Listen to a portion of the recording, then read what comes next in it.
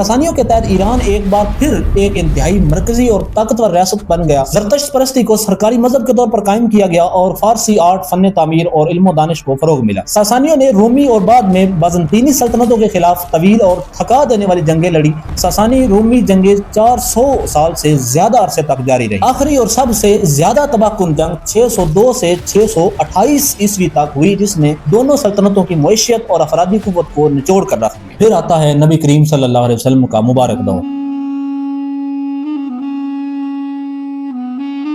جب عرب کی سرزمین سے ایک نئی اور طاقتور قوت ابھر رہی تھی، نبی کریم صلی اللہ علیہ وسلم نے اسلام کا پیغام دنیا کے مختلف حکمرانوں تک پہنچانے کے لیے خطوط ارسال کیے۔ انہی میں ایک خط ایران کے ساسانی بادشاہ خسرو پرویز کے نام بھی بھیجا گیا، مگر اس نے نہ صرف اس دعوت کو قبول نہ کیا بلکہ غرور میں آ کر اس خط کو پھاڑ دیا۔ روایت کے مطابق جب یہ خبر نبی کریم صلی اللہ علیہ وسلم تک پہنچی تو آپ صلی اللہ علیہ وسلم نے فرمایا کہ اللہ اس کی سلطنت کو بھی ٹکڑے ٹکڑے کر دے گا۔ کچھ ہی عرصہ بعد تاریخ نے یہی منظر سچ کر دکھایا۔ خسرو پرویز اپنے ہی بیٹے کے ہاتھوں قتل ہوا اور ساسانی سلطنت اندرونی انتشار کا شکار ہو گئی۔ پھر خلافت راشدہ کے دور میں خاص طور پر حضرت عمر بن خطاب رضی اللہ عنہ کے زمانے خلافت میں مسلم افواج نے ایران کی طرف پیش قدمی کی۔ 630 عیسوی کی دہائی میں مسلمانوں اور ساسانی افواج کے درمیان کئی بڑی جنگیں ہوئی، جن میں قادسیہ اور نہاوند کی جنگیں فیصلہ کن ثابت ہوئی۔ ان معرکوں میں فارسی فوج کو شکست ہوئی اور ساسانی سلطنت کی بنیادیں ہل کر رہ گئی۔ آخری ساسانی بادشاہ یزدگرد سوم مشرق کی جانب فرار ہو گیا، لیکن بالآخر 651